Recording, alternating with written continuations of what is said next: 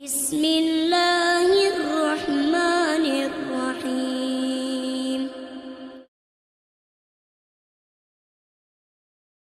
Kenapa hidup di sini disebut dengan dunia? Karena sifatnya begitu singkat, mendekatkan Anda pada kematian untuk berpindah.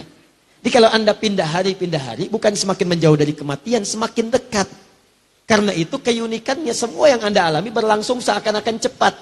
Kayaknya baru kemarin ya, kita ketemu, sekarang sudah jumpa lagi. Kayaknya baru kemarin ya, kita menikah, sekarang cucu sudah 13. Kayaknya baru kemarin ya, kita sekolah SD, sekarang sudah sama-sama bekerja di tempat yang sama. Kayaknya baru kemarin, itulah dunia.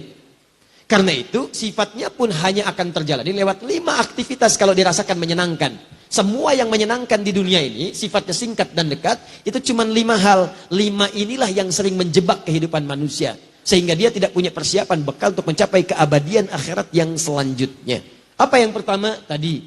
Ada orang yang senang bahagia ketika terlibat dalam permainan. Main senangnya. Ada yang di olahraga, ada yang tadi saya sebutkan. Sudah banyak contohnya. Dan mereka menikmati itu. Kalau nggak percaya silakan. Ada nggak orang yang hidupnya di dunia kerjanya cuma main? Ada. Ada. Dari mulai permainan yang benar secara hukum dunia sampai yang haram. Main judi, main ini, main itu yang haram.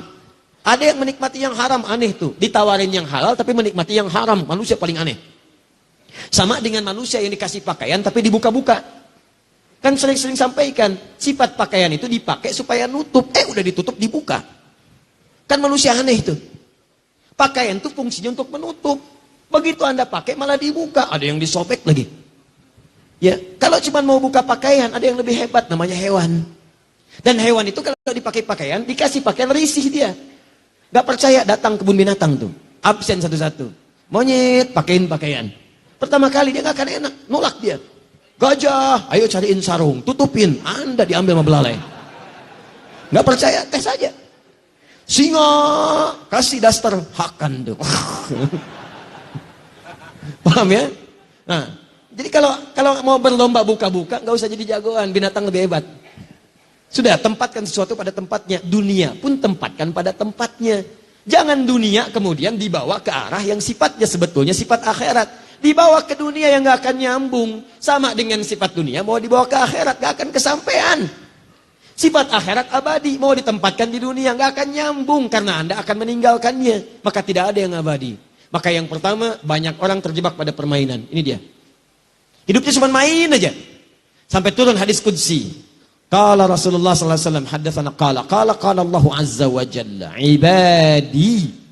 Kata Rasulullah, Allah Subhanahu wa taala menyampaikan, ibadi, duhai hamba-hambaku, khalaqtuka lil ibadati fala tal'ab. Aku ciptakan kamu itu buat ibadah, jangan banyak mainnya. Sebab ibadah itu buat bekal kamu pulang. Pulang ke akhirat alamnya beda, sifatnya lain, maka nggak bisa dipakai bekal dunia. Karena alamnya lain. Anda saja di dunia punya sifat yang berbeda, tempat satu dengan yang lainnya tidak sama. Apa Anda pikir di Indonesia mau ke Amerika bisa sama keadaannya? Tidak. Bekal yang dibawa beda. Cara masuknya lain. Ke Malaysia beda. Ke Singapura tidak sama. Sekarang Anda pengen ke surga. Bekalnya pengen sama di dunia. Mimpi. Bangun dari mimpi. Lihat keadaan. Anda mesti berubah. Kata Allah, saya ciptakan kamu buat ibadah. Kalau kamu terjebak pada permainan dunia. Khalaqtuka lil ibadati fala tal'ab. Kalau banyak mainnya, aku khawatir. Saat pulang nanti ke akhirat kamu nggak bahagia. Lihat anak bahagia, lihat cucu bahagia, main dengan cucu, main sepedaan, main ini, main itu. Masya Allah, ada yang bermain sepeda dengan cucu, ada yang main lompat-lompatan, ada yang main perosotan, permainan, bahagia. Tapi kalau kamu ke akhirat gak punya bekal, kamu berpisah nantinya. Bapak ke surga, anak ke neraka. Istri ke surga, suami ke neraka. Anak ke surga, bapak ibu ke neraka. Apa antum tega melihat anak antum berpisah dengan antum di akhirat? Sedangkan Anda yakin akan ada surga, Anda yakin ada neraka, Anda yakin ada kematian, Anda yakin ada kuburan. Bahkan Anda menyolatkan kawan Anda, mengantarkan dia ke kuburan. Pertanyaannya, Anda yakin wafat tapi tidak siap-siap dengan bekal wafat Anda. Anda yakin pengen ke surga tapi mengerjakan amalan yang menjauh dari surga, kan aneh. Wa qasamtu laka rizqaka fala tat'am. Kalau kamu benar-benar ibadah, aku telah tetapkan rizkimu. Kamu jangan khawatir. Rizki kamu itu telah tetap. Surga kamu yang belum teratur. Hadis qudsi. Rizki kamu tetap sebelum kamu wafat aku berikan. Tidak ada orang wafat yang tidak mendapatkan rizkinya. Semua diberikan. Jangan takut kata Allah. Engkau kerjakan ibadah karena aku jadikan kecil dunia. Tundukkan untukmu. Mudah. Tapi kalau engkau berpaling padaku bermain-main dengan dunia. Maka aku akan jadikan engkau tertunduk mencari dunia. Capek tuh. 24 jam capek. Cuma putar-putar. Berangkat kerja, berangkat gelap. Pulang gelap. Cuma tidur. Balik lagi nulis. Capek sendiri. Begitu dapat sakit. Sholat gak sempet, tahajud gak bisa, baca Quran gak ada. Aku tundukkan engkau capek dalam urusan dunia. Dan engkau tidak akan mendapatkan dari rezeki itu. Tidak akan mendapatkan apapun dari rezeki itu. Kecuali sesuai dengan apa yang telah aku tetapkan. Jadi kalau saya tetapkan untukmu 1 miliar. Kamu mau merangkak pun. Anda mau terus habiskan waktu untuk dunia. Dapatnya cuma segini juga. Gak akan nambah kata Allah. Nih. Cukup sudah bermain. Apalagi kalau mengerjakan perbuatan yang tidak ada maknanya. Bolak-balik, lontang-lantung, tiap malam cuman pergi sini, pergi sana, lihat ini, lihat itu. Gak ada pekerjaan yang dikerjakan, ukuran dunia pun tidak dianggap benar. Maka itu yang disebut dengan lahwun namanya. Wa minan nasi may yashri lahwal hadits liyudilla an sabilillah. Awas, innamal hayatud dunya. Awas, i'lamu annamal hayatud dunya la'ibun wa lahwun. Sesuatu yang tidak ada manfaatnya. Awas, hati-hati, maaf. Lahwun itu yang tidak ada manfaat, gak ada isinya. Ngobrol sana sini gak ada isinya. Cerita-cerita gak ada isinya. Daripada lisan dipakai cerita gak ada isinya, kenapa gak bisa dipakai baca Quran? Kenapa gak dipakai zikir? Apa Anda sibuk membuat tertawa orang lain sehingga satu saat Anda ditertawakan? Ayo silahkan sibuk bikin tertawa orang. Bikin cerita ini, bikin cerita itu, semua. Sampai laki-laki jadi perempuan, perempuan jadi laki-laki. Begini, begitu. Demi Allah saya katakan, ayo luaskan rumah Anda. Ribuan hektar, kalau bisa bangun, ayo silahkan. Begitu Anda meninggal, lihat tempat meninggal Anda. Sekali-sekali main ke kuburan. Supaya Anda tahu tempat berpulang Anda cuma segitu tuh. Cuma 2 meter, cuma 3 meter. Sekarang Anda luaskan urusan dunia, Anda nggak punya perbekalan sampai ke akhir. Silahkan main-main, silahkan. Bikin tertawa. Dan satu saat Anda akan ditertawakan oleh orang lain. Silahkan. Duhai Anda yang senang ngobrol-ngobrol. Cuman kumpul, cuman ngobrol. Gak jelas yang dibicarakan. Cuman kumpul-kumpul, bicara ini itu. Gak ada maknanya, gak ada manfaatnya. Cuman kumpul-kumpul aja. Cuman ngobrol-ngobrol aja. Nih lahwun namanya. Gak ada nilainya. Anda gak punya nilai sisi Allah Subhanahu Wa Taala. Dan uniknya ada orang-orang yang menikmati itu. Dan dia bahagia dengan itu. Kumpul, cuman ngobrol aja. Ada yang merokok, ada yang ngisap sisa, ada yang ini itu, ada yang macam-macam. Cuman buat ngobrol aja. Dan uniknya dia menikmati itu. Kalau Allah sebutkan itu ada, itu pasti terjadi dalam kehidupan. Demi Allah saya katakan, ada yang menikmati permainan? Ada.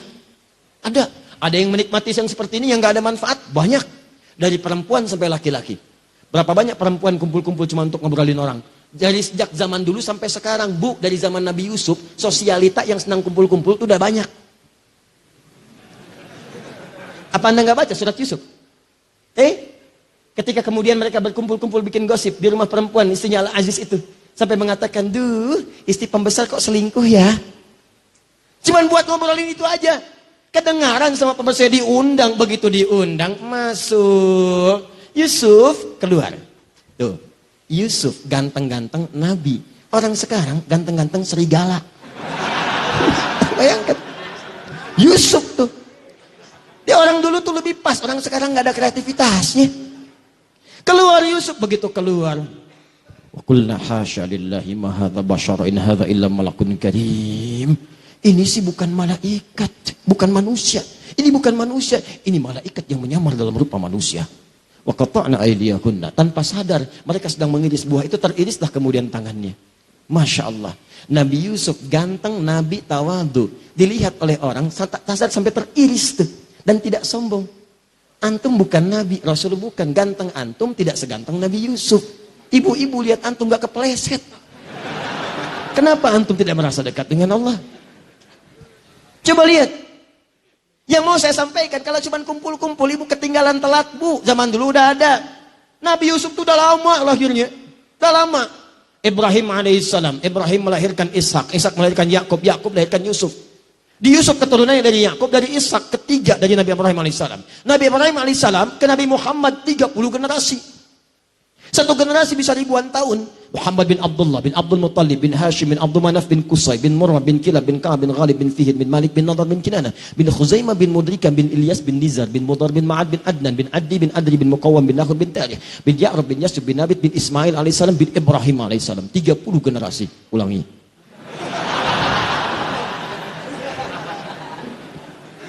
Setiap generasi ribuan tahun ke Ibrahim alaihissalam. Dari Ibrahim alaihissalam lahir Ishak dari jalur Sayyidah Sarah. Dari Sarah kemudian melahirkan Ishak. Dari Ishak lahir Yakub. Dari Yakub lahir Yusuf. Sejak zaman Nabi Yusuf sudah banyak perempuan kumpul-kumpul buat gosip. Dan itu dicela oleh Al-Quran. Dicela. Orang sekarang pengen ikutan. Apa manfaatnya?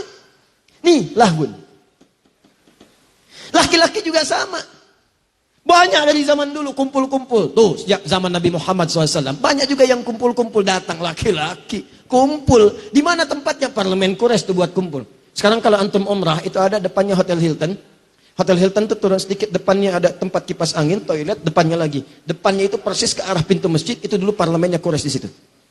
Abu Jahal, Abu Lahab, abu-abu yang lain kumpul di situ. Ngobrol-ngobrol. Jadi kalau ada yang abu-abu sekarang telat itu. Telat banget, telat. Dan ilmunya jauh. Enggak, udahlah kita terlampau mahal kata-kata kita hanya untuk membahas sesuatu yang tidak bermanfaat. Jadi kumpul cuma ngobrol-ngobrol aja. Ngobrolin orang, kadang celah orang, kadang gosipin orang, kadang macam-macam. Dan itu kemudian dilarang oleh Al-Quran, turun ayat sampai Quran surah ke-49 ayat 11 sampai 12 itu. Ya ayyuhalladzina amanu la yaskhar qaumin qaum. Hei orang-orang beriman, jangan sama dengan yang belum beriman, jangan saling celah. Karena cuma kumpul buat nyela orang aja. Ya ayyuhalladzina amanu la yaghtab ba'dukum ba'dha. Hei orang-orang beriman, jangan sama dengan yang belum beriman. Jangan bergosip. Jangan mengeluarkan kata-kata yang tidak bermanfaat. Jangan bicarakan orang. Ayuhibbu ahadukum ayyakula lahma akhihi maitan fakarihtumu? Apa kalian mau saat kalian bergosip saya ciptakan dari tubuh yang digosipkan berbentuk bangkai. Nanti di akhirat saya minta kalian makan tuh yang kalian bicarakan. Sedangkan kalian tidak menyukainya. Bonusnya, bonus keburukannya, begitu dibicarakan pindah pahalanya pada orang itu. Anda tidak taklim sekarang. Kemudian Anda bicarakan orang. Datang taklim, keluar Anda bicarakan. Rugi dia ya nggak sama kita hari ini? Iya ya, mungkin terlampau soleh dia ya. Sampai gak ikut taklim? Iya. Itu begitu Anda sampaikan kalimat itu, pahala taklim Anda pindah ke orang itu. Gabung satu orang lagi. Kenapa? Itu? Iya nggak nyangka dia, nyangka. Pindah lagi. Di sini orang bilang, alhamdulillah saya tidak. Kenapa? Tidak seperti 3 orang itu tuh Ustadz. Mereka itu bicarain orang aja bisanya. Nggak bagus ya Ustadz ya. Memang mungkin mereka belum dapat hidayah. Pindah Pak. Pindah. Itulah namanya. Saya tanya pada Anda. Ada sekarang orang cuman kumpul-kumpul buat ngobrol yang tidak bermanfaat. Ada sampai dibikin acara. Tuh lihat di TV itu. Yang paling dahsyat itu kok bisa ada orang mau dibuka kehidupannya. Datang ke kamarnya, dibuka ini tempat tidurnya macam-macam. Wah perampok tuh senang banget. Dibuka semuanya. Bangun jam sekian, baru bangun tidur udah kelihatan wajahnya. Apa Anda nggak punya privasi dalam kehidupan? Apa mau dibicarakan orang semuka bumi? Begitu tampil kan Anda kelihatan orang semua. Apa tidak mau Anda menjaga privasi Anda? Apa senang dibicarakan baru bangun tidur kelihatan? Ternyata ganteng-ganteng belekan ya. Ternyata tempat tidurnya pink ya. Dan seterusnya. Nih lahun. Sekarang bertransformasi jadi acara yang seakan-akan dinikmati. Dan perhatikan ratingnya tuh tinggi. Ratingnya tinggi. Berarti ada orang-orang yang salah orientasi dalam kehidupan dunianya. Dia hanya peduli dengan sesuatu yang seakan-akan nikmat. Padahal sifatnya fata morgana. Ini berbahaya. Bahaya. Coba lihat tuh yang kayak gitu tuh masuknya di prime time. Begitu ceramah. Jam 3 malam. Siapa yang lihat? Kuntilanak. Ada perempuan baju putih naik delman sado kalau di Bandung. Pak, pada kemana? Cikaso. Diantarin tuh sampai di rawa-rawa dulu turun. Begitu turun ngasih 20.000 pergi orangnya udah jauh sekali berubah jadi daun kering. Wah dasar kuntilanak katanya. Balik lagi orangnya kuntilanaknya daripada emang tukang sado. Dah 3. Udah. Nah, lama-lama nanti jadi salah lahun. Ya. Nah, ini teman-teman yang tidak bermanfaat. Ayo mulai sekarang coba. Maksud saya begini, acara-acara tuh yang nggak betul-betul, yang sifatnya nggak ada manfaatnya, list, coret. Tayangan TV masuk kategori ini, coret. Radio masuk kategori ini, coret. Ini masuk kategori ini, coret. Kenapa? Ketika Anda menikmati itu, Anda punya dua kerugian. Satu, waktu Anda habis tidak sempat dipakai ibadah. Yang kedua, nggak sadar Anda ngumpulin dosa. Dan dosa itu kalau sudah terjadi, dia akan narik pahala. Karena rumusnya begini, ada pahala, ada dosa. Begitu dapat pahala, langsung menutupi dosa. Kalau Anda semakin hari banyak mengumpulkan dosa, ini habis terkeruk pahala Anda. Selesai. Wazinatun, zina. Gaya-gayaan, memperbaiki penampilan. Silakan cek.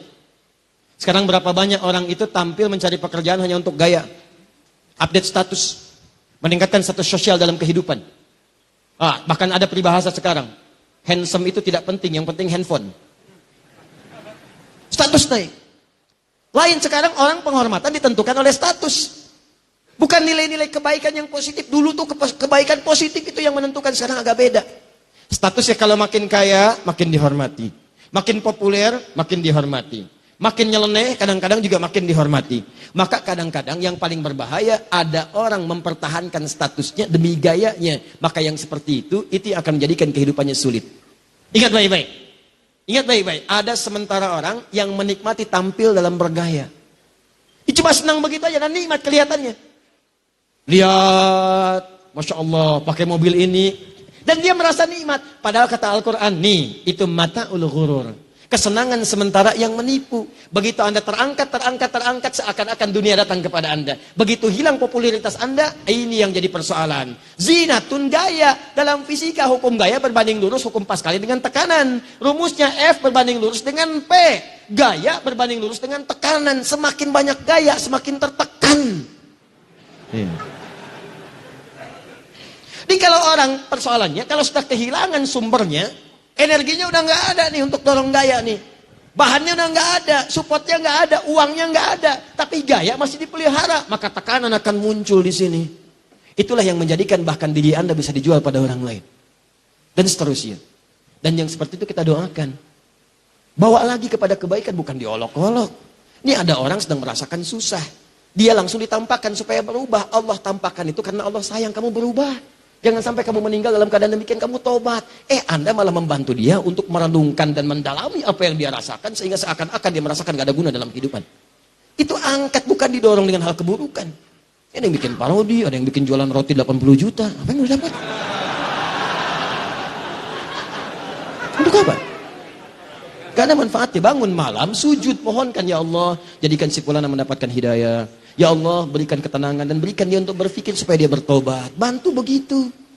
Dan Wallahu a'lam, mungkin dia akan jadi perempuan paling utama di hadapan Allah ketika bertobat. Bukankah ada seorang perempuan dihinakan pada waktu dulu, gara-gara kemudian beri minum anjing, dia kemudian dia bertobat dan surga baginya? Ingat ya, baca hadisnya mesti utuh. Jangan separuh-separuh. Kalau separuh-separuh Anda bermasalah. Perempuan ngasih anjing air minum, yang anjing yang haus diberi minum, bisa masuk surga.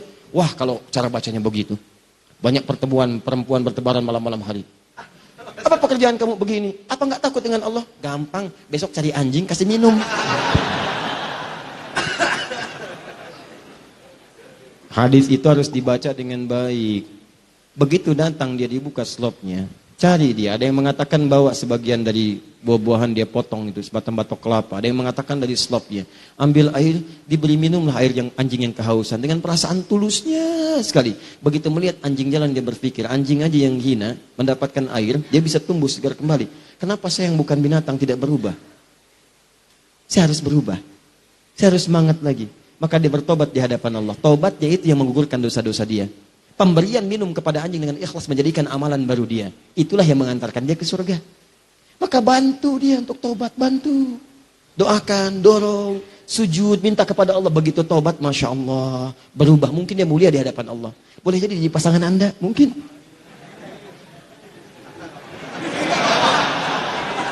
Masya Allah.